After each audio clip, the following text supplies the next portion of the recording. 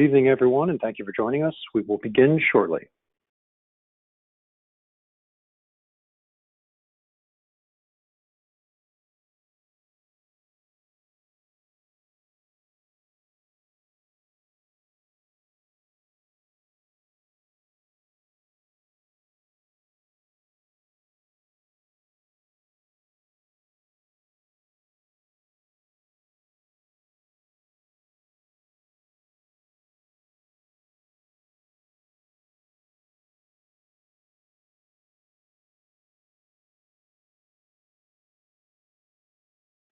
Good evening, everyone. I'm Ryan Keene, Vice President of Lending at Ardent, and welcome to tonight's virtual workshop, How to Drive Away with Your Best Car Deal. I'm going to touch on a few brief housekeeping items before we roll into the workshop. We've had several virtual workshops since the spring, and occasionally technology can throw us a curveball, so please be patient with us if any issues do arise. Also, we understand that everyone is dealing with a lot right now. Know that Ardent is here for you, and if you have any additional banking or borrowing needs, please don't hesitate to contact us. If you'd like to submit a question during the workshop, please click the Questions tab and type in your question. The photo on the left of this slide is the screen of an iPad, and the photo on the right is the screen of a desktop. If you're viewing the workshop from a smartphone, you will have to swipe right to see the PowerPoint. We have Lisa from Ardent's marketing team on the line who will relay the questions to Steve and Pete during the seminar. There will also be a Q&A session after the workshop. This workshop is also being recorded and will be available for you to view on Ardent's website.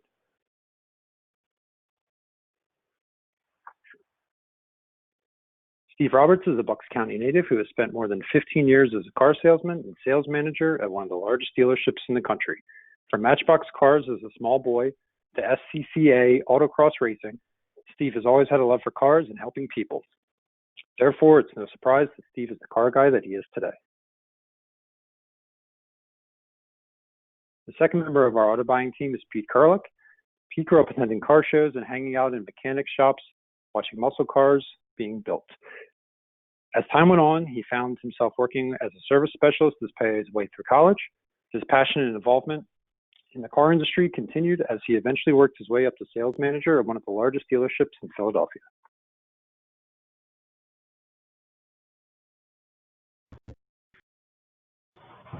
Hi, welcome to How to Drive Away with Your Best Car Deal. My name's Steve Roberts, and with me is Pete Kurlick. How are we doing tonight?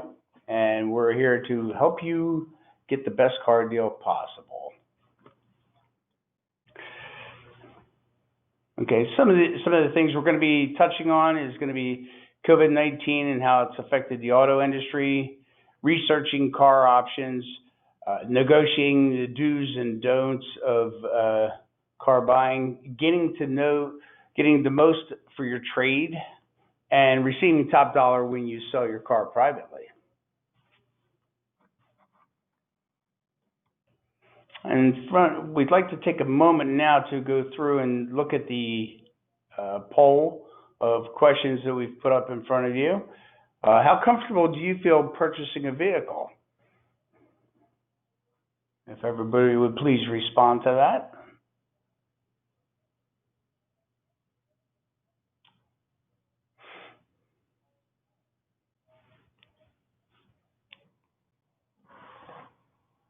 Okay, so not a surprise that very few people, only 5%, are very comfortable with buying a car, and I'm glad the rest of you are here because that's what we're about. We're about taking this sting out of the car buying process. 32% say that they're comfortable, and in the middle of the road we have another 32%, and another 32% are really uneasy with the whole idea, and hopefully we can put some ease to that.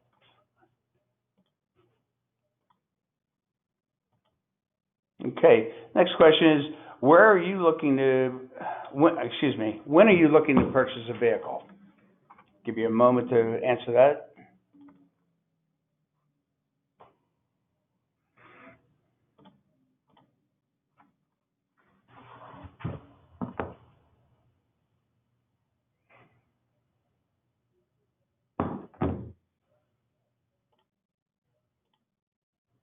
Okay, 13% are as soon as possible, 9% within a couple of weeks, 61% sometime this year, and 17% I'm not looking to purchase a vehicle.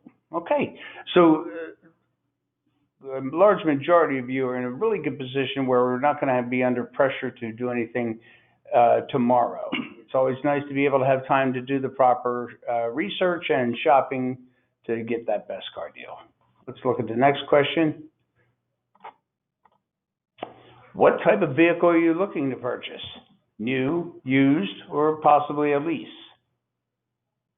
We'll give you another moment to answer that question.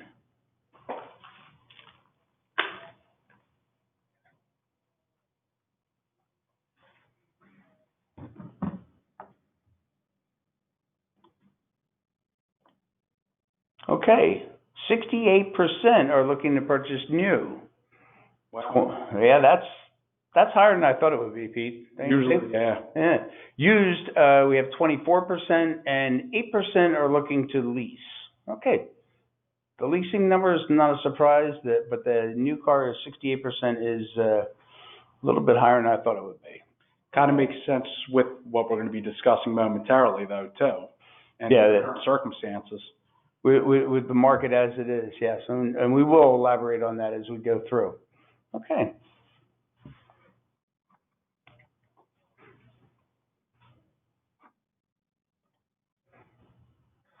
Thanks, Steve. So the first topic we obviously want to discuss is COVID and its impact on the auto industry. Obviously, state to state, because of everyone's sovereignty, it can vary. So we're going to discuss what we do know well, and that would be Pennsylvania, as we primarily operate here. The process has changed, and it is less time, as you've probably seen marketed at a dealership, but it's a lot more time communicating. And it's also caused it a little bit more difficult to create a more difficult to shop environment. If you don't know what you want and you're looking to go out and test drive, it's not so easy anymore. You can't just show up and say, hey, give me keys. Now it's got to be very calculated. We're also seeing a little bit of a limit in what's actually there due to production stoppages. So used cars down, along with new car inventories being down. Would you agree we've seen about 60%? Absolutely. When the manufacturers were shut down for the first quarter and more, actually, of course, the inventory has been depleted. And that, in turn, depletes the used car market as well. Yeah, and initially we were seeing phenomenal prices on used cars right after they released some of the ban during the pandemic. Now it's kind of flipped where we're seeing a premium on used cars and new cars, they're actually incentivizing very heavily currently. Yeah, but at the same time, wouldn't you agree, Pete, that with limited inventory on some vehicles new, I'm seeing some of the dealerships are asking for full list price too, pending the model. That seems to be a little bit more heavy on European vehicles, and that may be because of production limitations there specifically. I know American, we've seen, especially with 2020 coming to an end for model year consideration, we've been seeing a lot of heavier incentivization on that end. Right. But some of the European and Japanese cars have been depleted. And I can think of a Toyota dealership in particular that is asking full list price. So, that being said, we can work through those issues, right? Absolutely. And again, keyword is some. Some vehicles are incentivized a little heavier. And to discuss incentivization as well, it's not as much them leaning on payment deferral anymore, or, hey, if you lose your job, we're going to help you out with this car. Now they're back to good old rebates. Lots and lots of rebates and loan incentivization through rates. Would you not agree? Yeah, they want to get that room for those 2021s. Exactly. But keep in mind, it's a lower production year, so if that is something you are looking to do, it's more of a now than most years. Mm-hmm. All right, so let's talk about one of the questions that we asked earlier is, we really need a car or not? And one of the things I like to touch on when we talk about this subject is, where are you with your car now? A large portion of the crowd here today is talking about buying a car sometime this year. Okay, if the car that you have now is questionable as far as its reliability, I really recommend that you get a little serious a little sooner about replacing that car, and so you don't wind up like this poor fellow or person on the side of the road with the hood up and smoke coming from beneath. Buying a car when you're under pressure leaves you vulnerable to pay more. You're going to have to, bite the bullet and take a not as good of a deal as if we were able to shop and spend a little more time researching.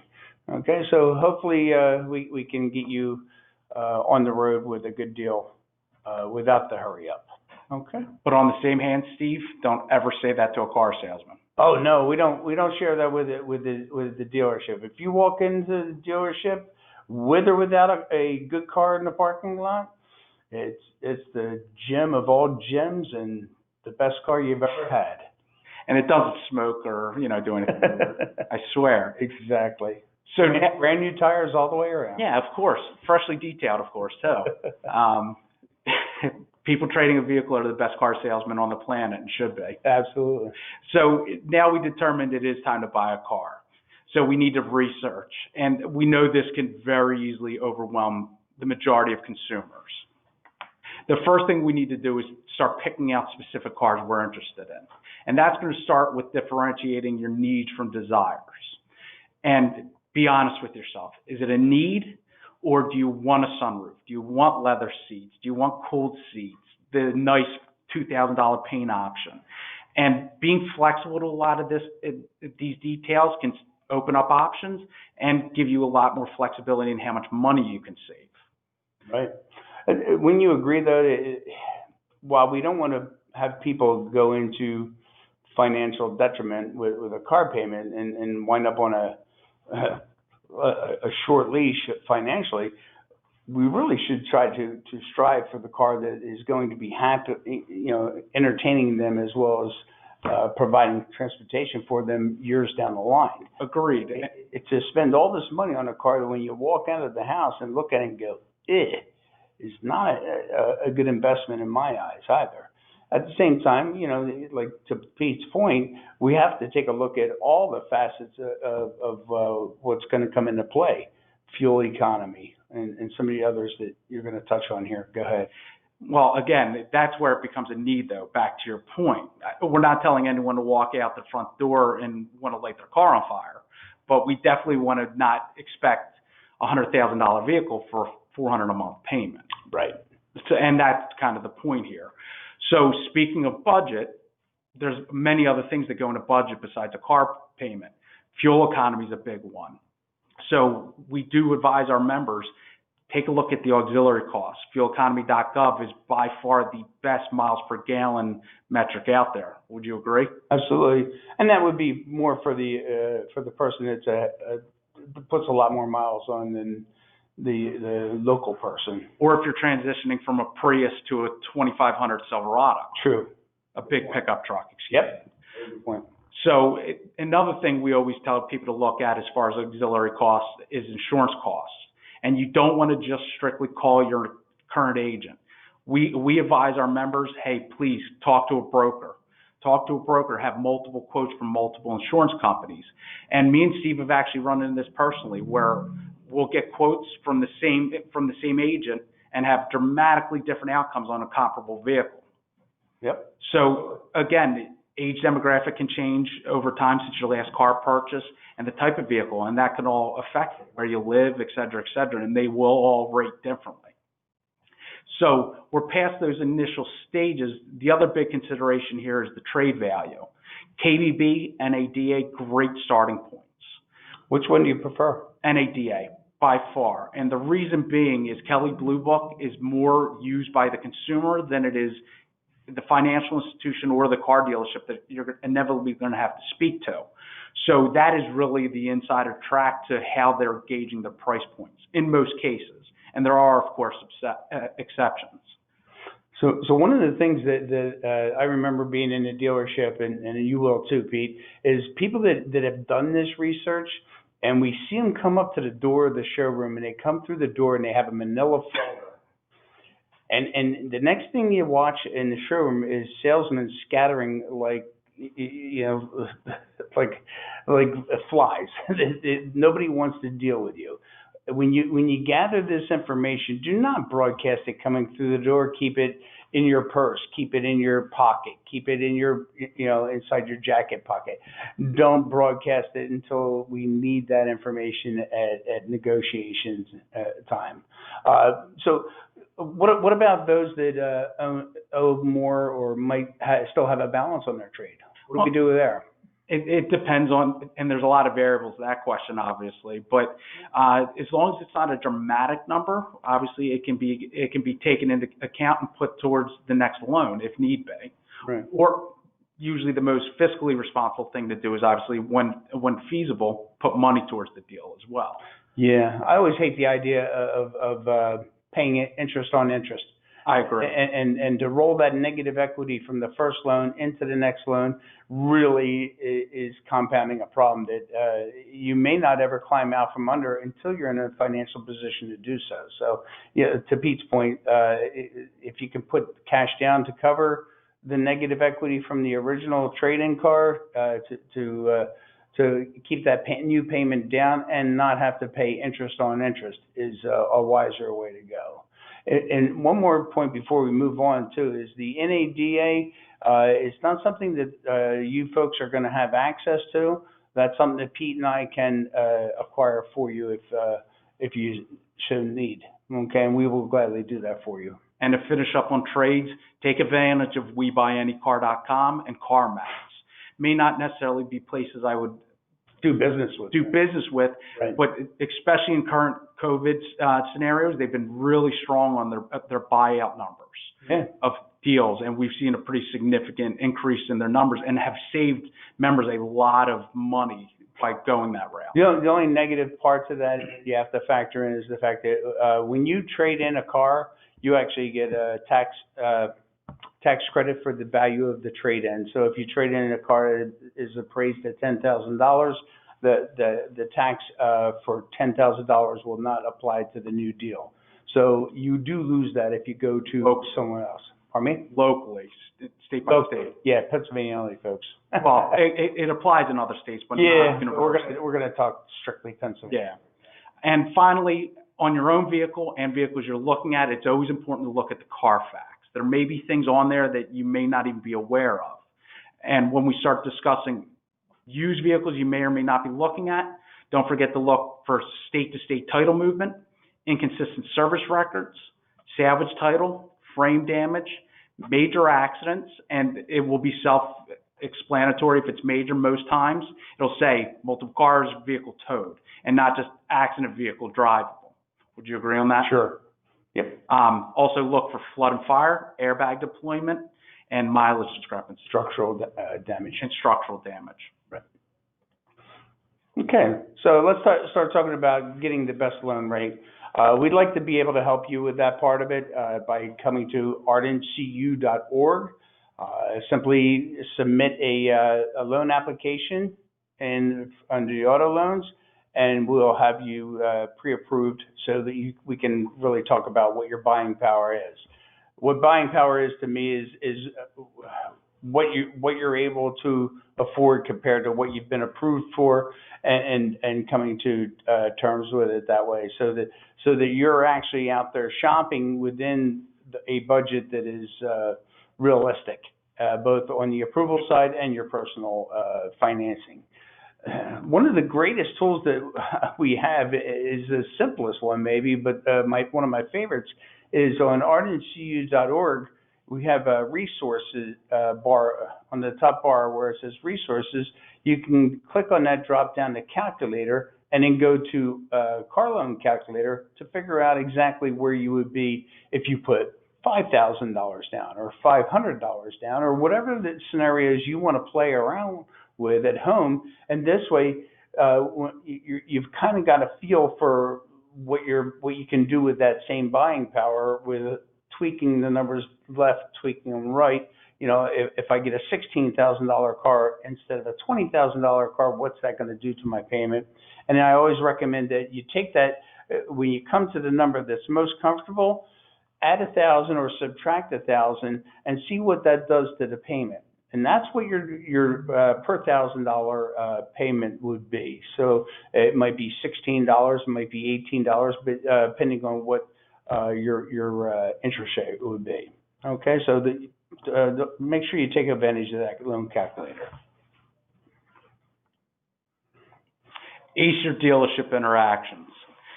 So first, to do so, we have to pick the dealership we're going to interact with. And by no means are all dealerships made the same, if they're brand affiliated or not. And it really gets bad when you could start discussing the smaller lots, the variance of the quality, let's say. Or integrity? Or integrity that you're walking into. And the reason we say this, and it's something to keep an eye for, if you use us or you do not, you got to be really careful about hidden and unnecessary fees, because they like to market cars where you'll see, oh, it's $2,000 below what anyone else lists the car at. And then you get there and there's $3,000 in fees. Now all of a sudden you understand why it was listed so well. Right. So what about the little used car lots, the quality of the cars? It varies dramatically, kind of to what we were starting to say. Generally speaking, they're buying from larger dealerships that don't want to sell that car for whatever reason.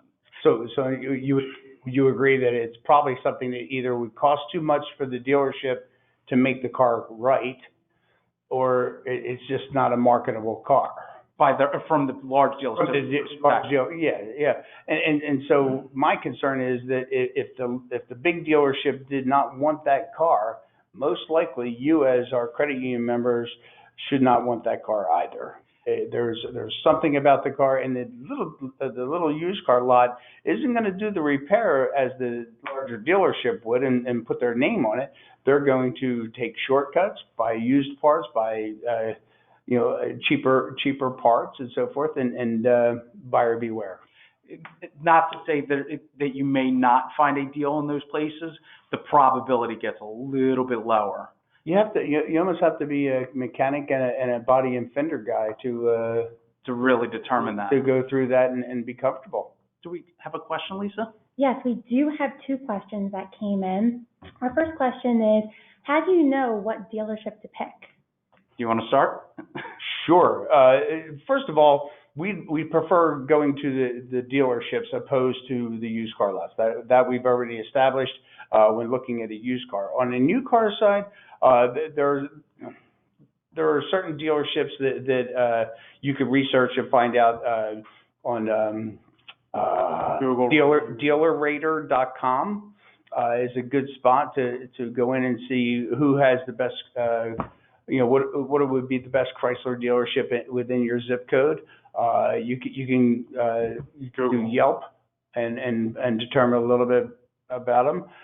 If you're in the Philadelphia market area, you're certainly welcome to call Pete and I, who have interacted with every dealership this side of the Delaware River. Now, and we're pretty well opinionated, and yes, we're opinionated on certain dealerships.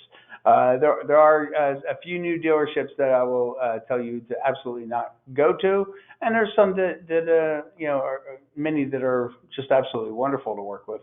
And here's the one thing to remember though, when you do start reading reviews, no dealership you will ever run into will be a 5-star dealership. No. It doesn't exist. No. Every dealership has made someone mad at some point for something that may be out of their hands. It also boils down to, when you're picking a dealership, the dealership turns out to be only as good as the salesperson in front of you. So, and then of course the managers behind them have their input as well. But that's oftentimes, how people are rating the experience is how that salesperson treated them. So, you can't write off a dealership because of a bad salesperson. One bad review. Right. You have to go on the swarm effect of it. Right. If the vast majority are bad, then take a guess and read what the bad ones look like. Sure. And then we do have another question that came in. Are there any makes or models that can be purchased now, pre-owned, at the maximum value? I'm sorry, By maximum value. I'm not sure I understand the question. We will wait for that guy to provide some more information. Are there any makes, models that can now be purchased. Pre-owned. Oh, that's different. Okay. I don't know why we would want to purchase a vehicle, a pre-owned vehicle at the maximum value. We want to try to go for the minimum. Or are we talking loan? Again, I would need a little bit of clarification to answer that accurately. Yeah, if that member could clarify a little more, we'll come back to it. All right, and then just a reminder that if you do have a question, to click the questions tab on your dashboard, type in your question and hit submit, and we'll communicate your question to Steve and Pete. Okay, so kind of going back, it is sometimes more important what you do not say when you initially get to the dealership than what it is what you do give them. They are going to do everything they can to get you off of the car price. So they're going to ask you, hey, what's your credit score look like? Do you have financing already? What kind of rate is it? How much money down do you want to put down? What kind of payment are you looking for? Hey, do you have a trade?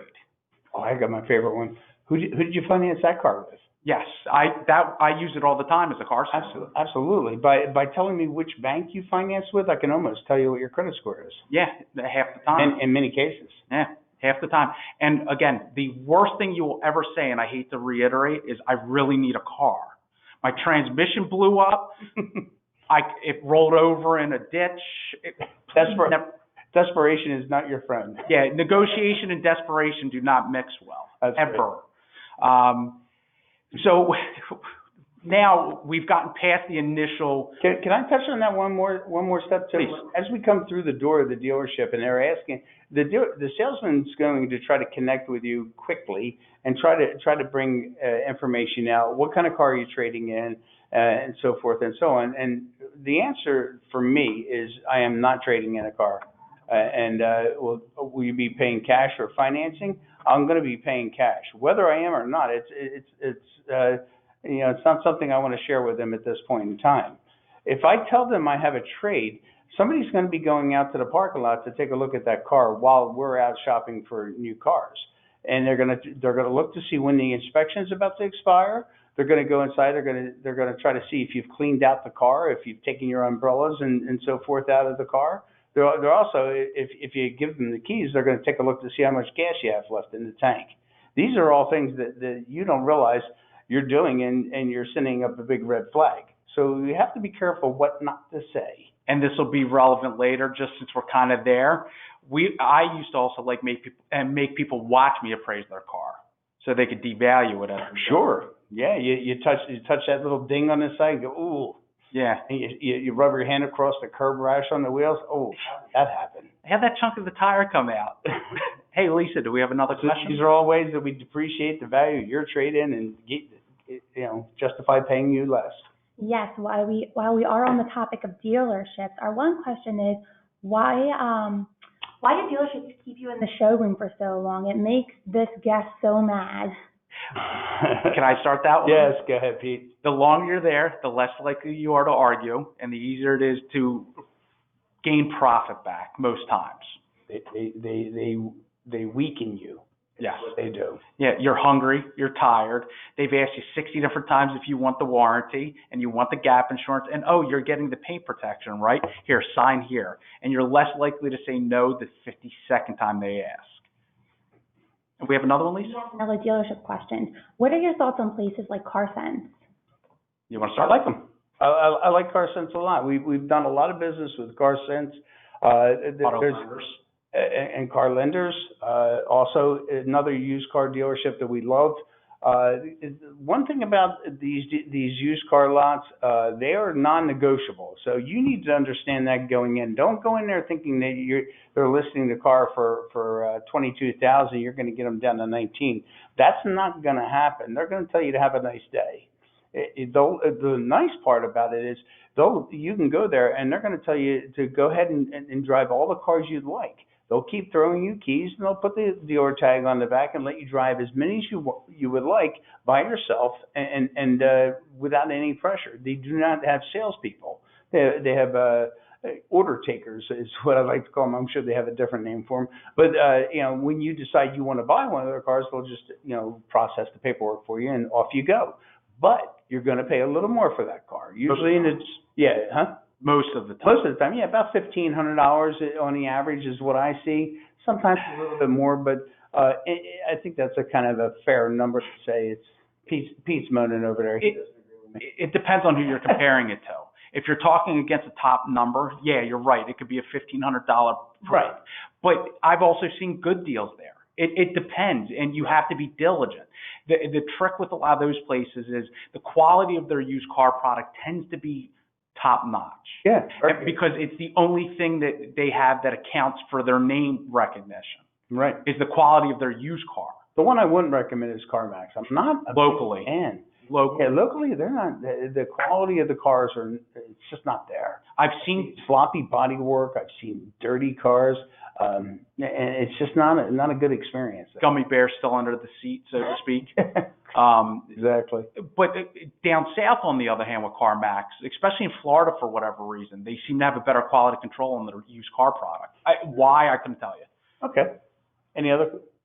Ready to go? Not for right now about dealerships. Okay, thank you. Perfect. So, Sorry. Well, where do we go? uh-oh. We're back. There we go. Oh. Go back one.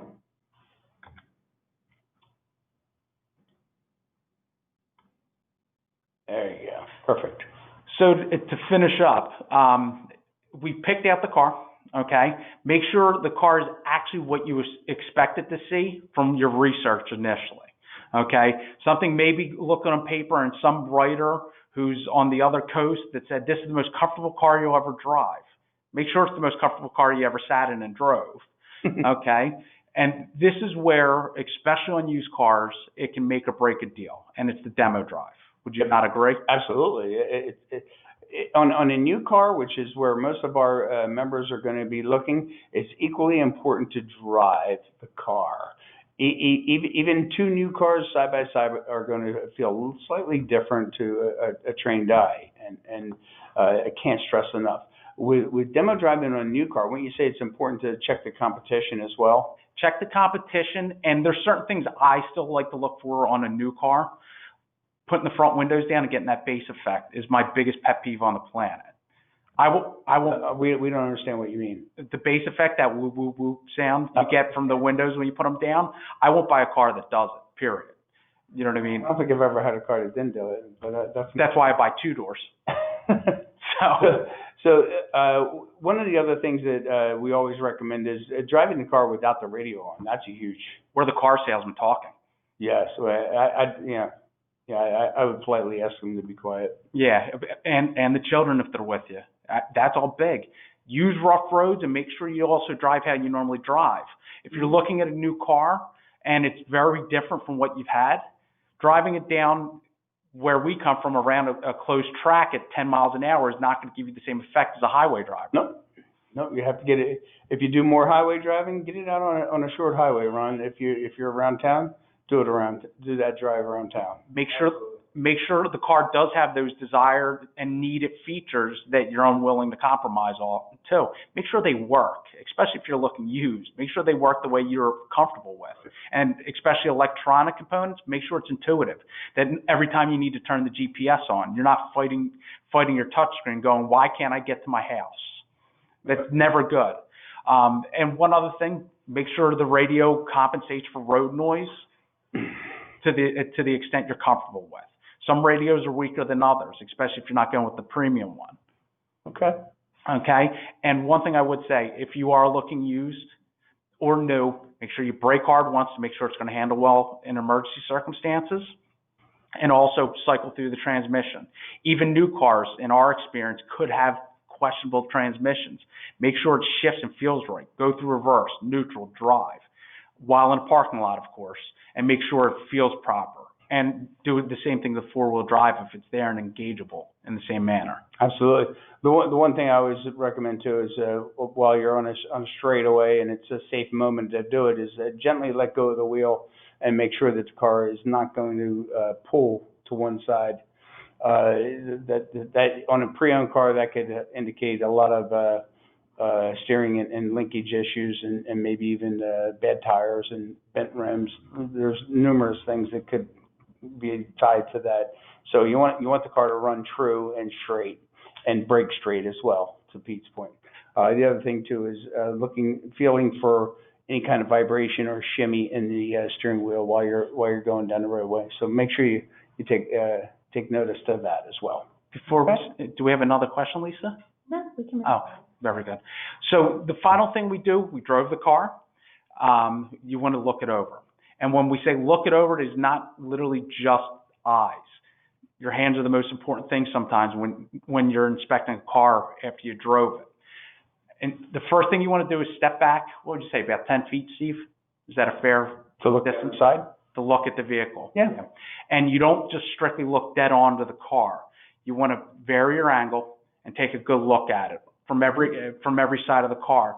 The reason you're doing this is to look for color changes, and then you're also looking for differences in the way the light reflects off the vehicle. And it'll become very apparent once you do it once. Mm-hmm. And these are indications of sometimes either major body work or imperfections of the vehicle that haven't been fixed. You can pick up by looking down the side of a car at a sharp angle. You can pick up on parking lot dings and so forth by not seeing a perfect mirror reflection of the area around you. As soon as that image is distorted, that's most likely a ding or dent or shoddy body work. Absolutely. Pete's point. And make sure you take a good look at the tires. Make sure they're even. Make sure they're not leaning one direction or the other in the way the wear is indicating. And make sure it's smooth all the way around. If it tries to grab your hand or feels bumpy, that's not a good sign of a good alignment or suspension components. Right. One more thing to elaborate on the used car exam or checking out is looking under the mats. Try to get your hands underneath the carpet. Look for moisture. Look for rust in the floorboards. Look for rust in the trunk to see if the car has ever been in any kind of flood damage. Especially in the tire well too. Yeah. Pull the spare tire out. Yep. Yeah. Lift the rear deck in the trunk and look in that spare tire compartment and the wells down along the sides of the trunk of the fender. If there's rust in there, walk away from the car quickly. And I know people don't like doing this when they test drive. You got to look under the car. I've sold more cars that people didn't look under, and I was amazed that they didn't. You got to look under the car. Sure. Because for the same rust that Steve's talking about, moisture issues, and what if the transmission pan's been beat to death? Yep. What if you have an oil leak or a fluid leak? Major oil leak, you got to look under the car. I think we have another question. Yeah, we actually have two questions that came in. Is it a good idea to have a personal mechanic look at a used car if you're looking to purchase it? Absolutely. Absolutely. If the dealership will agree to have the car taken to an unbiased mechanic, yeah, absolutely. That'll give you some peace of mind that is priceless, and yeah, it can certainly give you some. There's not a dealership out there that's going to allow that mechanic to put a wrench to the car.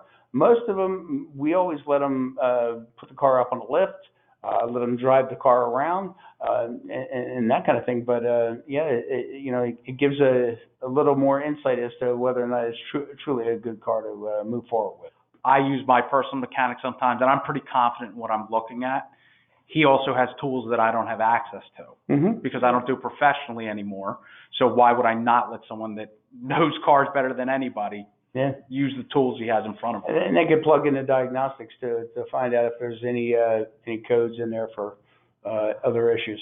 What's the next one? Another question we have is, what if you already bought a car and took the dealership's financing? Am I stuck with that loan and interest rate until I pay it off? Well, on that, absolutely not. You could call us or any financial institution at your convenience. Earlier in the loan is always better. Yep. So you minimize your finance charges. But no, you are not stuck. There is no prepayment penalty laws applicable anywhere that I'm aware of where you can't just refinance a car at your convenience. Leasing works a little different, but finance, yeah, of course, refi. Yeah, one of my favorite parts about refinancing is most people, when you hear the word refi, they always assume it's just similar to a mortgage, and it's not. A mortgage refi comes with extreme costs. When you refi on an auto loan, RV loan, boat loan, motorcycle loan, whatever it might be, these are simple interest loans, and there are no fees attached to that here at Ardent Credit Union. We can actually do that in just a couple phone calls and have that loan switched over to Ardent at a oftentimes much better rate. Obviously, we have to do a little bit of work to figure out exactly where that new rate would be, and many factors come into play, but we will do our best to bring that loan over and help you save money. Oh, this is a little bit of a side point, but it made me think of this. The dealership is going to tell you have to wait 90 days to refi a car. That is completely false. That's a self-serving thing where they're trying to get profit from their financing and not allow you to take it back out of their pocket. What Pete's referring to is that if a dealership loses the financing within that 90 days, the money they earn from the bank or credit union where they place that loan, it is given back to that credit union or bank. So they are going to deter you from and discourage you from refining before 90 days. So you're allowed to do that on day 2 if you so choose. I always recommend you wait a couple of weeks, give the title time to pass through in Pennsylvania, of course, Harrisburg, and then move forward as soon as possible. To Pete's original point, though, earlier is better and a greater savings. Okay? Good question, though. Thank you. Okay, you can move forward for now. Okay. All right, so now we're going to talk about negotiating your deal. Tips for negotiating. This is where we start to bring out some of our findings in the research that we have done on our trade value and so forth. Well, let's back up a little bit. Not quite trade yet, but on the vehicle that we're considering. We want to know that where we can be as far as a fair price on this that we can purchase the vehicle for. And we want to focus on the price. When a salesman comes back from his manager and he comes back with a little skip in his step and he puts down this sheet of paper, it's called a first pencil, and he says, I got all the numbers you need, and I think the payments, the selection that I have are going to work for you. And he's going to turn the paper to you and tell you, there's 3 different payments here. Circle the one that fits your budget best. And he's going to hand you a pen, expecting you to sit there and make your little circle on one of those payments. And the next thing he's going to do is prep the car for delivery. And do a little happy dance where you can't. Oh, he won't be able to stop smiling at that point. This is, you must stop this immediately. As soon as that paper comes over, you take his pen and you put an X through his payments, and you circle the payment over on the right-hand column where it says price of car. This is the price that you're going to talk about. Anything below that does not matter, okay, at this point in time. We're going to negotiate the price of the car, not all the sales tax, not the trade value, nothing else at this point in time. You're going to work on that one number. At this point, he does not know you have a trade, and you're going to work that number. Every time he comes back, he's going to introduce you to payments again. He may even try to switch you over to a lease. It doesn't matter if we're talking about a new car or used car. It's going to be the same either way, and they're going to want to get you off the big number and put you to the little number. Don't allow it. Keep your focus off the payment and only on the price. When the price has gotten down to the number that you would like to be at, by the way, your number should be minus 500. If you're Pete, it's usually minus 1,000. So he's a little more brutal than some when he negotiates. But the point being is, you go in low, come to a middle of where you wanted to be all along. It has to be realistic, and or they're going to ask you to just have a nice day. So you're obviously not going to be able to negotiate a $40,000 car down to 25. That's just not going to happen. 40,000, you get down to, maybe 37, and then subtract rebates from there. That's realistic. Okay? Dependent on application. Yeah, absolutely. Okay. Don't be afraid to walk away. If they're not coming off their numbers, if they're not willing to negotiate with you, walk away from the deal. There's plenty of dealerships out there that we can send you to, and maybe even prep the numbers in advance for you a little bit, so it's not so brutal. Especially new cars. Especially new cars. Yeah, They're a commodity. They're not rare items. Exactly. There's plenty of Ford dealerships. There's plenty of Toyota dealerships, and we can certainly find what you're looking for at another location that's more likely to work with you. One of the things that is a rule in the car business: when you make an offer, okay, and you tell them this is what I'll pay for the car, this is an important moment for you to close your mouth and not say another word. Don't say a word. The first person that speaks loses. I promise you this to be true each and every time. If they speak and they say, well, we can't do that, say, well, then it was nice that you spent time with me. Have a nice day. Or maybe you'd like to have your manager come over for what they call a TO. Use that term. It will make the salesman cringe. It's called a takeover. Have your manager come over for a TO, and maybe he and I can strike a deal since you and I can't. Okay? Don't be afraid to use that term, and don't be amazed at seeing him, probably frown and stomp away. Okay? All right. Do we have another question, Lisa? Yes, we have a couple that came in. Wow. Okay. When Great. you pay cash for a used car or lease one, how would you get the best price? Exactly like we've discussed. Research is a key to getting truly best numbers. Mm-hmm. Now, we have seen deals where the best number is frankly where it's listed, but that's not the case very often. A little bit of research and cash, and if you follow what Steve's kind of laid out, if it's cash, if it's financing, you can't lease a used car, obviously.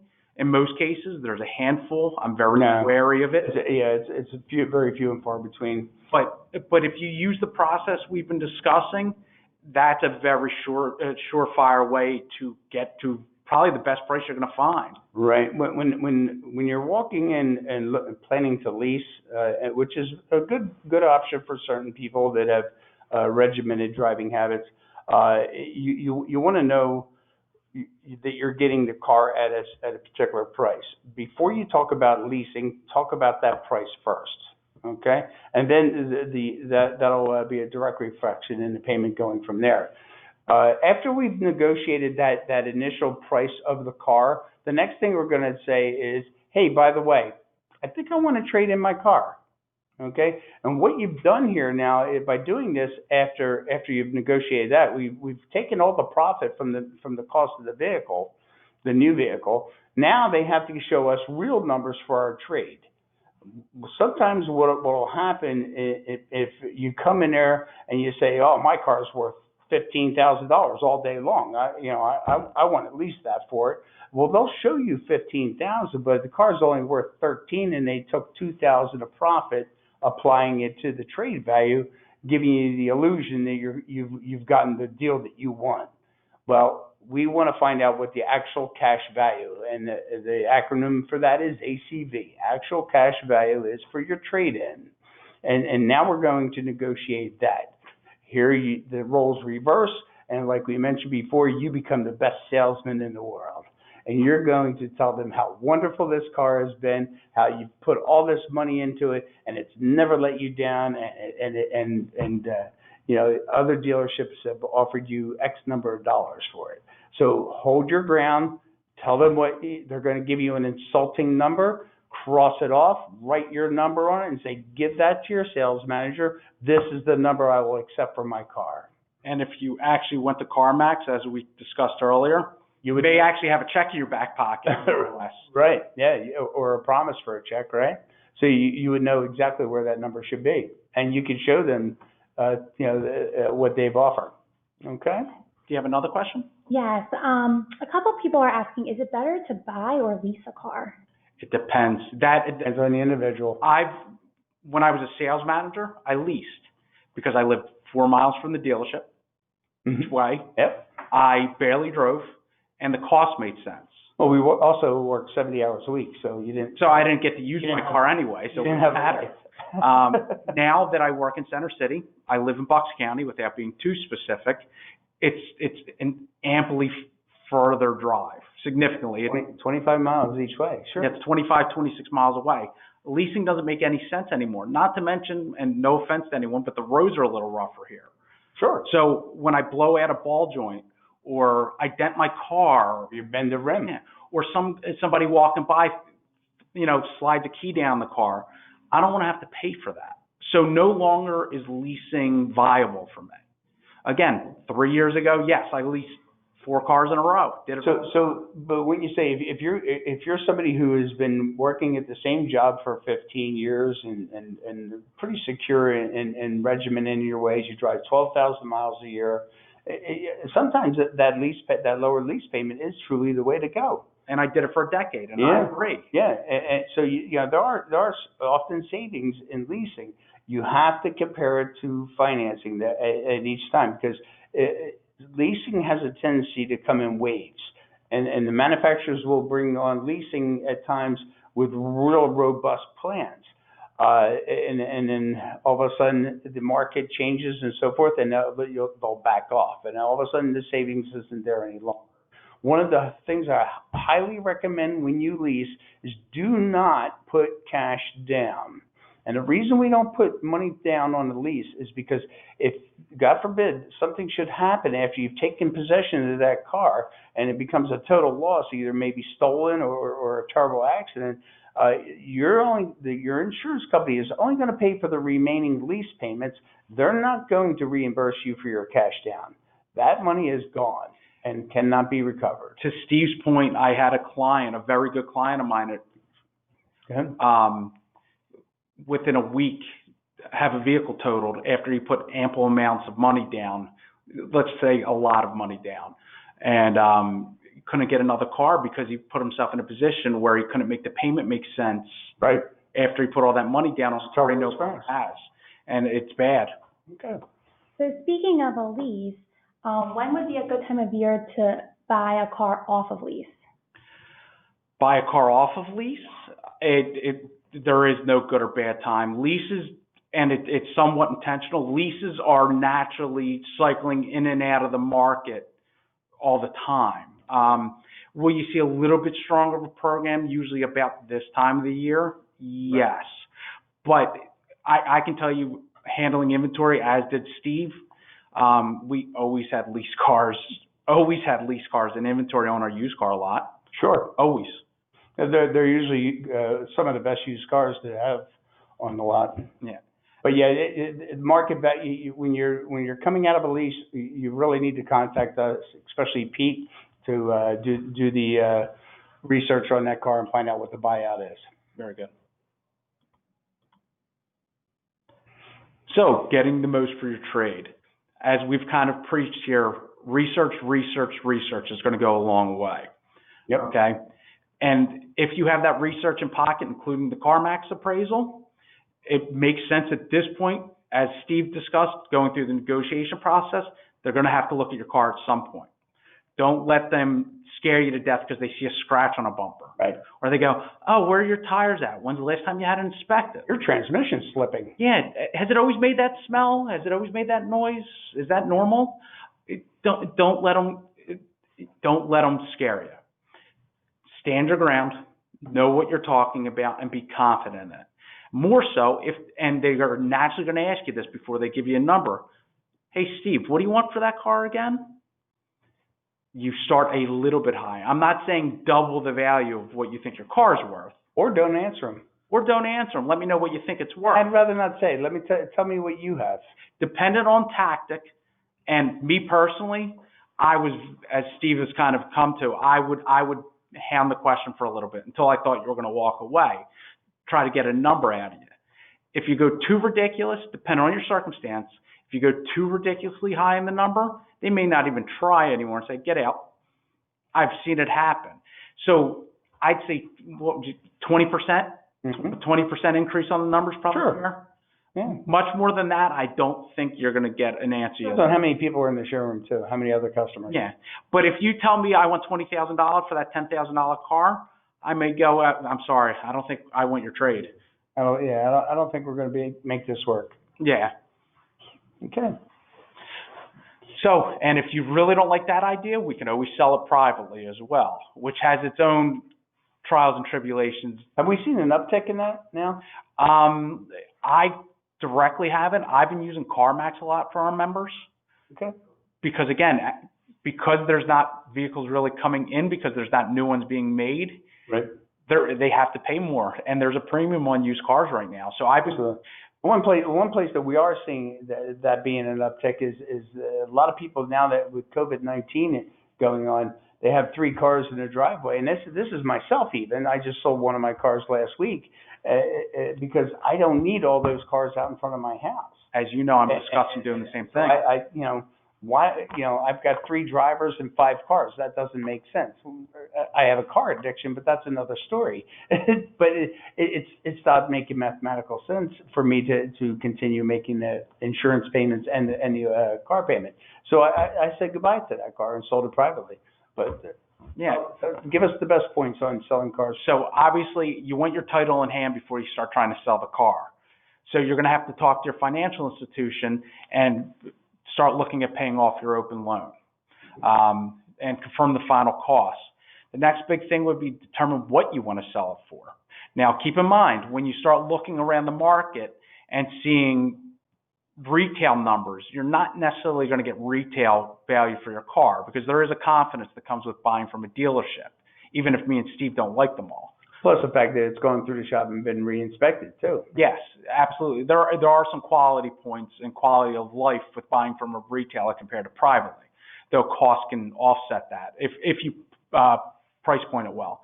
Look at the metrics we've discussed, the NADAs, the Kelley Blue Books, even a CarMax appraisal. Why am I going to go through the aggravation of selling a car privately if CarMax will give me what I can get on the street for it? Sure. So that's all things to keep in mind. And if you're going to keep moving forward with this, are you going to have negative or positive equity compared to what you just paid off for the loan? Mm-hmm. Also, be ready to take a photo shoot, okay? And clean is key in my opinion. You have to present the award-winning vehicle if you want to get the money for it. Would you spend money on having it detailed? Me personally, no, because I know how to detail a car. There's an aptitude thing in there, and it matters how dirty you let your car get. You know what I mean? True. If you're very OCD like I tend to be with my vehicles, I don't necessarily need a professional detailer to clean it. Okay. Okay. Sorry, we are having a glitch for a second. Well, I think we can talk through this. Wouldn't you agree, Steve? Sure, go ahead. So after that, we got to list the car for sale. Now, Steve does this a little bit more than I do. I'm a believer in using multiple sites. Using Facebook, using AutoTrader, Sure. use cars.com. I'm a big fan of CarGurus.com as well. Yeah, but they cost a significant money, don't they? There is a line. You're only going to make much money off the car. I'm cheaper than that. I prefer to go to Facebook Marketplace. I had very good results with them. I got a lot of response. Once I brought the car in line with the market value, I shot high first, and then backed the number down when I wasn't getting enough responses. But and then Craigslist, they actually charge I think $5 now to list there. On Facebook, you can actually pump up the listing and get it exposed to more people, not just your little network of Facebook friends. Yeah. I think that was $9, and it was well worth it because now it goes out much further. So Yeah. Obviously, you're going to have to show the car as well. That's pretty self-explanatory. One final thing we do want to discuss is obviously finalizing the deal. Let's talk about having people come to your house. I'm not a fan of it, and that's why I'll sell it to CarMax. Right. Yeah. I'd rather have somebody meet me at Wawa or a well lit up parking lot and do it that way. And we always, before I let anybody drive my car, I take a picture of their license. I go with them during the demo drive. So finalizing the deal as well, I'm very apprehensive of personal checks. No. I will not release a title or a vehicle until the money is in my account, more or less. Yeah, I won't even talk to somebody with a personal check. When I sold this car, I actually went to the bank with them and I watched the bank print a certified check. I'm even scared of certified though. And I went to the bank with them. Yeah, again. And then the other choice is cash. Yeah, and or make sure it clears. And again, if nothing else, make sure the money clears and you have Release it. and the blessing of your financial institution before moving forward, because there has been a wave of that in private sales recently. Yes. Okay. All right, we're almost done. So now after you've done all the negotiating with the new car, the trade, and so forth, we get sent into the business manager, and this is where everything gets really serious with documents and pages as long as your arm. One of them will be a sales agreement. The other one will be the financing law contract if you are financing. And there's a lot of important information on here that you must verify matches up. Review the numbers again. If they are not what was quoted in the showroom, then stop the process. The payment should stay the same, the cost of the vehicle should stay the same, and the bottom line should stay the same. And don't let them not let you keep a copy of that pencil. The sheet that you had in the showroom, you want to take that, you want to hold that in your hand all the way through the business manager. The business manager's primary job is to not just sign you up on the state paperwork and the contracts, it's to sell you a warranty. It's to sell you gap coverage.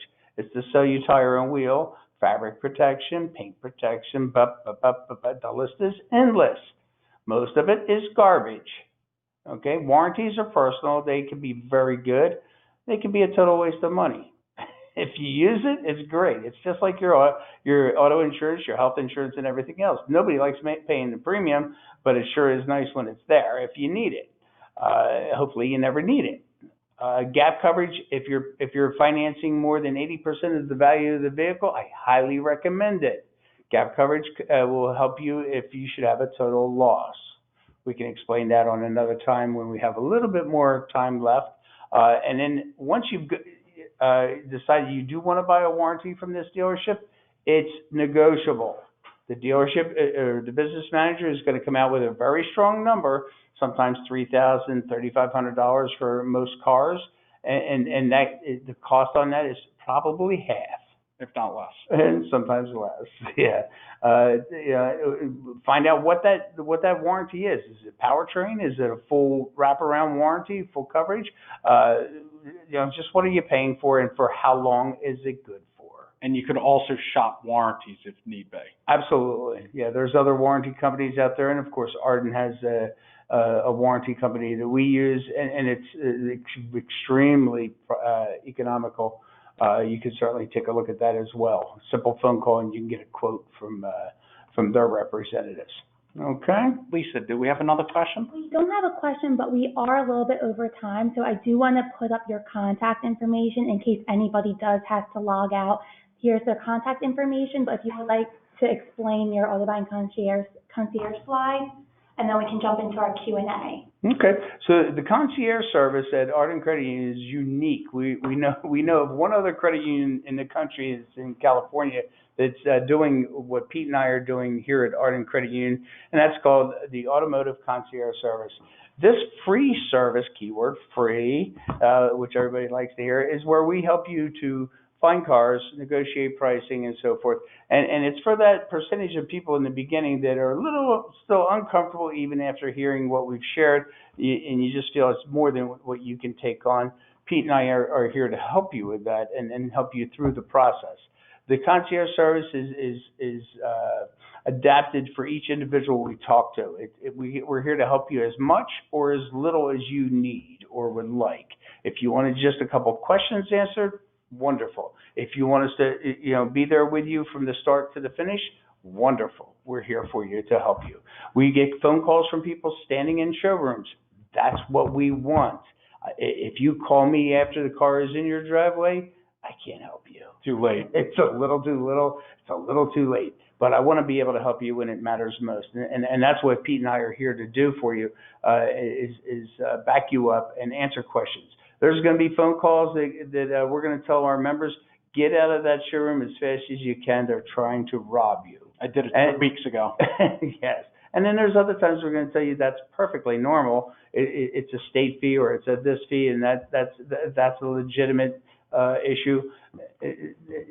You're on the right path. But when something doesn't seem right or you're not sure of something, give us a call. That's what we're here for. Anything you want to elaborate on that? I think that's pretty on the nose. Okay. So I would like to jump into our Q&A Please. for a couple minutes. Our one question is it the dealership's responsibility to tell you about tinted window laws? If they've inspected the vehicle, they should have already abided by the laws. Theoretically, now, Should. How many salesmen you know that actually know those state laws? Me and you. Yeah, again, the representative you're speaking to may not have a clue, but it's also not his job to. You know what I mean? I'm not aware of anywhere that the mechanic that inspected, to your point, Yes. should. Yeah, it's definitely their responsibility. Did the dealership inspect the car? Are we talking about a big dealership, or are we talking about a mom and pop Steve and Pete's corner lot? Right. You know, it depends. You know what I mean? If they inspected the car, yeah, that should have been taken care of. Where we come from, they removed all tint. Why? Exactly that point. Tint law. But again, that varies dramatically. Yep. Great. And we have time for one last question. Actually, I'm sorry, two more questions. When buying a new car, is invoice price a good first proposal? From their end or your end? As a buyer, you're too high. By a couple dollars. Yeah. It's not a bad invoice. On a new car, there's invoice, right, Pete? And Generally you'll speaking, back. invoice is not the bottom number. Nope. And this varies dealership to dealership, but there is a profit margin beyond invoice because they know at this point the average consumer knows what invoice is. So and again, dependent on the volume of a dealership, they will have other profit margin built into the vehicle, which is called, to Steve's point, holdback. Is it a good starting point if a dealership comes out and says, yeah, here's holdback or invoice? Are they considering rebates in that, or are they not? That's another thing too. We got the invoice, but there's $2,000 of rebates in there. Right. That's not really invoice. You're still entitled to the rebate even at invoice or below. Yeah. If a dealership sells a car for a negative $1,000 profit or a positive $1,000 profit, rebates have nothing to do with that. One of the questions we get asked often too is, when is a good time to buy a new car? End of the month, end of the quarter, end of the year. Depends. All those. Yeah. You know, you're always going to do better at the end of the month on a high volume dealership because they're going to try to make their numbers to get their money from the manufacturer. At the end of the quarter, there's another incentive for them. So they're more likely to be aggressive at the end of the quarter, and then again at the end of the year, it's even a greater. If the dealership's close. Yes. And that would how do you gauge that? High volume. Mm-hmm. The problem is gauging that. Nobody really knows, because if I'm 100 cars off, I'm not giving you a $1,500 loser because you want me to, because you think it's the right time to buy. So again, But the point being is that you're more than likely. Yeah, at least you're going to get a shot at that extra 1,500 at the end of the month. One quick last question. What Yes. is the cost of the Auto Buying Concierge service? Free. If you add it all up, all the costs, it's still zero. We do like candy. Great. We would like to have you with Ardent with all of your financial needs. You know, and we want to provide a great service for you. That's why we're here. That's what we do. We do. Your financial well-being is our primary concern. And that does come into automotive knowledge because it could be a significant cost. Absolutely. All right, and that was our last question. Thank you, Steve and Pete. Thank you, everybody, for joining us. And please take our numbers down. If you have concerns or more questions, please share them with us. Thank you. Thank you, everybody.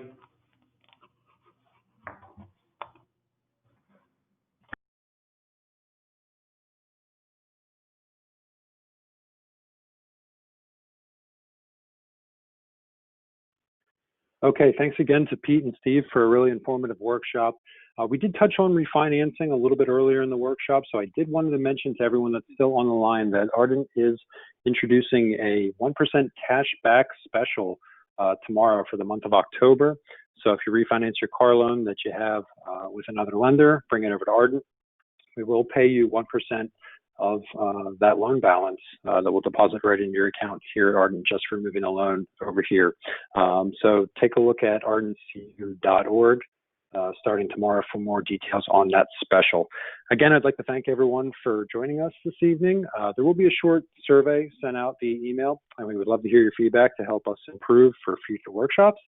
Our next workshop, Unpacking the Economic Impacts of COVID-19 with Christian Gallipo, Senior Investment Director at Global Investment Strategies, will be held on Tuesday, October 6th, and we hope you can join us. Thank you and have a great night.